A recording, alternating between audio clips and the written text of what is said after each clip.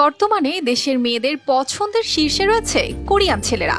যেন টিভি স্ক্রিনের ওই উজ্জ্বল মুখগুলোই তাদের স্বপ্নের রাজপুত্র।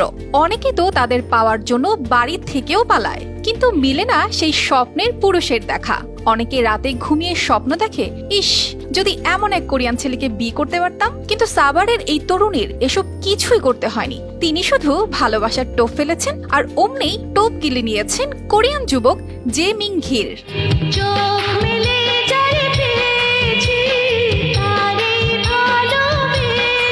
দেশের এই যুবক, যার ভাষা ভিন্ন, যার সংস্কৃতি ভিন্ন, যার চেহারা একেবারে ভিন্ন, তার সঙ্গে হৃদয়ের বাঁধনে আবদ্ধ হয়েছেন এই তরুণী। Double million offer Walton fridge কিনে পেতে পারেন 20 লক্ষ টাকা, রয়েছে কোটি কোটি টাকার নিশ্চিত উপহার। সুমাইয়ার ভালোবাসায় এমন জাদু যে মুছে দিয়েছে সব বাধা, হাজার হাজার মাইলকে করেছে সংকীর্ণ।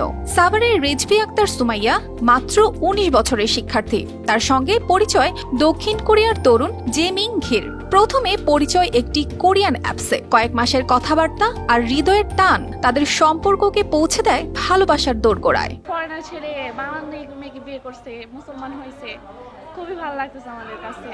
অ্যান্ড আমরা দোয়া করবো যেন তাদের সংসার সবসময় ভালো যাক, এই দোয়াই করবো।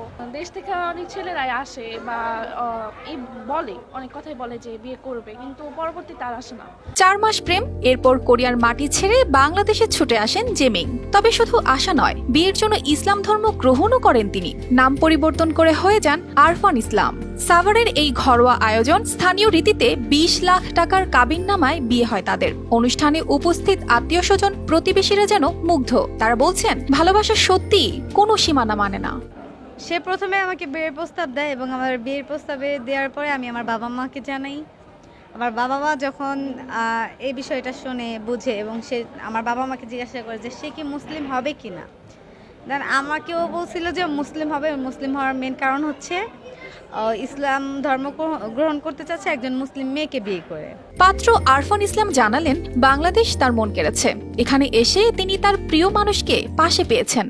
I love you, Sumaya. I like Bangladesh. 방글라데시는 매우 가족적인 문화를 가진 나라인 것 같아. 사람들 서로 관계가 되게 유대감이 좋고 좋은 나라인 것 같습니다. সুমাইয়ার বাবা জানালেন, মেয়ের পছন্দকে তারা পূর্ণ সমর্থন দিয়েছেন। একটাই চাওয়া, ওরা সুখে থাকুক। কোরিয়ান ছেলের সাথে ওদের একটা সম্পর্ক হয়। সম্পর্ক হওয়ার পরে আমি ওদের মানে বিবাহ দিয়ে দেই। তো আমার সব মিলে ভালো লাগছে, আলহামদুলিল্লাহ। আমি ওদের জন্য দোয়া করি, ওরা যেন সুখী হয়। আমার সব মিলায় ভালো লাগছে। এই নতুন দম্পতি কিছুদিনের মধ্যেই দক্ষিণ কোরিয়ায় যাবেন। আর এমন ভালোবাসা, বিয়ে, এটা কি সত্যি ভালোবাসা, নাকি বিদেশে নিজের সেকেন্ড হোম বানানোর কোনো পন্থা? জানাতে পারেন আপনার মতামত। News desk, RTV।